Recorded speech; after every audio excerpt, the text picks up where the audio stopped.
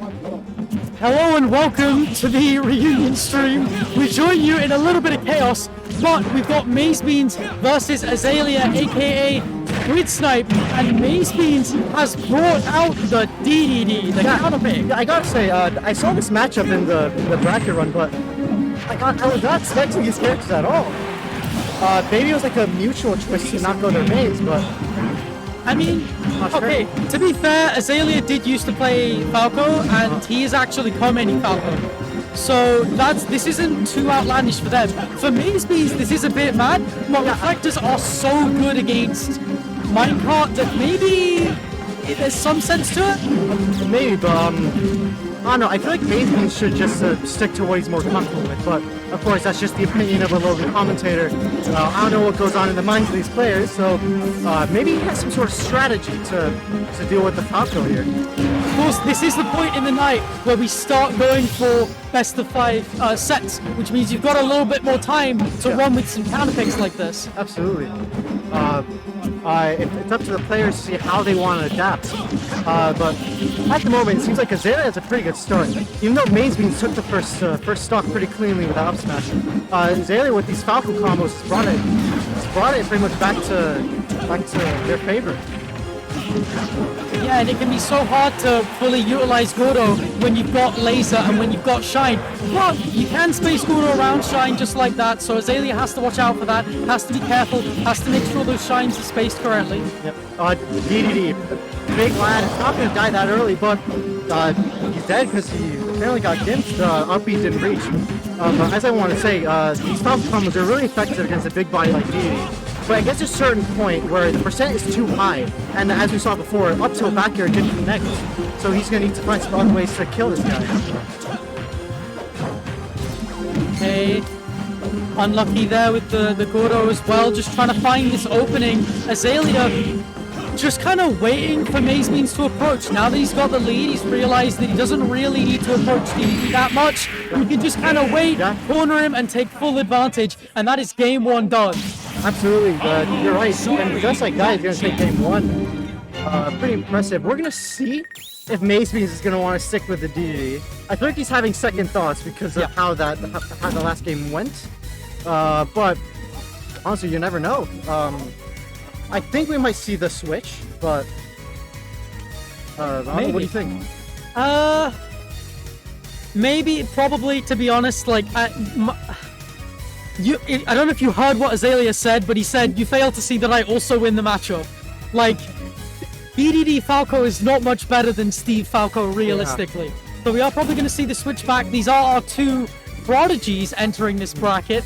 Of course, MazeBeans hailing all the way from Scotland, the higher seeded player. The player currently on track for the Invitational, but a player who has to deal with the matchup that comes with, you know, Falco, Steve, which is not really good at all. You have a non-committal reflector, you have Laser to kind of harass, break blocks, harass Steve whilst he's trying to mine, so it can get a little bit difficult. Got the music counter pick? Oh, we have got really some good music mods. Yeah, no, the music mod pack they have on the Switch is insane. And not only that, they have a background and a stage change for both Small Battlefield and Pokemon Stadium 2.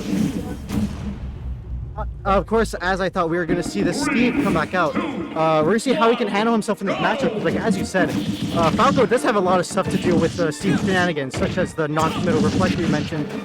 He's able to throw it out on a whim to just deflect the minecart away. And also the lasers, of course. Falco's lasers, very annoying. We're going to see the double dare come out. Not going to kill yet. No, Steve's recovery just a bit too good for that, and both these characters get so much off up tilt, but MazeBeans unable to land on the block and fully capitalize. And Azalea's going to make the most of that, because in every Steve matchup, if you're not getting the most out of your hits, it gets a bit rough. You don't really win neutral that much, so you have to kind of make the most of it when you really do find your opening. Oh, sends it back towards the TNT, but explodes right in the center. Both players up towards the edge of their own. But Azalea's doing a great job at honestly doing what you're supposed to do in the Steve matchup. Keep Steve in the corner. Make sure he burns all his resources, be either through blocks, the usage of iron like minecarts and anvils, or of course just using them to craft. And the more he mines, the more he hits you, the more his tools deter away. So you have to keep making new tools with the materials you have, or you may not have. Yeah, and again, it's so easy for Falco. Did you see the pummels to get rid of the crafting table? That was genius. And I would have never thought of that. yeah, really, really smart. And you can see that Azalea's definitely played this matchup. It is like a relevant one. There are definitely EOE Steves around to deal with, and it's something that people have kind of gotten used to finally, whereas before you saw a lot of Steve mains catching people off guard, but Azalea is wary of it. He knows which character's better in this matchup, and he knows exactly how to abuse their strengths, and he is going in. Look at these drag downs. MazeBeans caught mashing out a hit stun.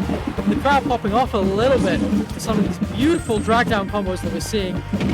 Oh, but the back air is going to take it. 2 stocks apiece. MazeBeans at a little higher percent, now 108. Now dead. Now we're back at 0%, but MazeBeans on his final stock. Currently down the game. Oh, it's a fast bullet, yep. Against every fast baller, that's a combo, and it's so easy and so rewarding. Just jab him straight to the end of the stage and then see if you can get the fair spike. Yeah, I'm gonna follow with the double spike. I'm gonna hold A and move forward. Oh, what gameplay! I love it. Catch the air dodge with the frame trap there. Air dodge off stage. See, with a good recovery, you can afford to do that. Ooh, missing the read on the up smash there. It's a little bit of scrambling. Sends him straight up to the heavens with that up air. Now, making going towards and right near the blast zone. Again, a 2-stock from Azalea. And Azalea is looking really, really strong. This could be an upset. Again, he does have the matchup on his side, but he's just playing so well. He's making the most out of all of his openings. He's mixing up his DI and his SDI enough that MazeBeans can't really get anything off of what he's finding, and it's just becoming really difficult. The way that he's harassing MazeBeans, he's just not getting the resources he's accustomed to. Yeah, exactly. And as I mentioned before, that's exactly how you have to play the Steve matchup. Make sure he doesn't have access to his materials, which are essentially what make him considered broken. Yeah. But the more you pressure Steve, the more you keep him in disadvantage, and in the corner, the more he's gonna be forced to burn all his resources. And of course, being forced to do anything in this game is never a good thing. Yeah, you never really want to be kind of boxed into a specific game plan, and it's normally Steve who does that. But Falco, again, with the laser, the reflector, just the pressure as well once you actually get in the corner, the fact that you're a fast faller so you can kind of bait your approaches a little bit better with double jumps, that kind of thing. It's becoming really difficult for MazeBeans to find a way to find his openings and to get his resources. But here we go, wood up tilt. I've got the combos. Seeing the no combos. Oh, the fair spike. Okay, tries to set up with the anvil. Maybe a little something with the flint and steel, but not going to take quite yet. Oh, that TNT is mighty dangerous. It's about to go off, but neither player wants to go near it. Slowly pushing it towards the wall with the lasers. Yeah, very creative from Azalea there. And just kind of poking at it. I feel like I have a sense of what MazeBeans' plan might be here. We've already seen him set up 2 TNTs in not even the first 30 seconds of the game. Yeah. So maybe he's trying to see if he can add to his wall pivot with the TNT to make Azalea more scared to approach. Maybe be more thoughtful of how he uses lasers. As we saw there, the only thing lasers did was push the TNT more towards MazeBeans. I don't think that's what he was anticipating. Yeah, and it's just a bit too, like, you don't really do enough damage to set off TNT as we saw, and so just poking at it with lasers, it speeds it up a little bit, but it's just too slow at the end of the day. And it means that MazeBeans has the time to get that diamond. And so using TNT as more of a zoning tool to beat the fact that Falco has a reflector, the fact that he has a shine, it just makes things a little bit easier for MazeBeans to find the resources that he needs. And he's currently got stone, but if he takes this stock, you know the diamond's going to come out. As soon as he loses this stock, he's going to that crafting table, he's getting that diamond. We already see him just punching him there just out of the air with his bare fists. Not going to do too much damage, but okay, wanted a cheeky little follow. Yeah. He's a knockback on the blocks. Yeah, he's playing with his bare fists because he knows he wants to save that diamond for his next stock. He doesn't know when the next one's coming. And I'm sure Azalea knows that too. Pressuring MazeBeans as much as he can here. Make sure he can't get anything out of this last stock. And MazeBeans just fighting for his life right now. And the stock's going to be taken. And let's take a wild guess what he's going to do first. There it is. There's the diamonds. Nice call out on the jump from Azalea though, but unable to take full advantage.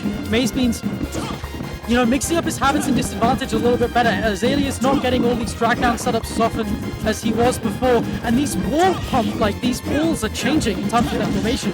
He's having to put more blocks down. He's really low on resources right now. He's got straight nothing. But the tides have quickly turned here. Now Azalea being the one that's pressuring MazeBeans a lot and takes the lead right back.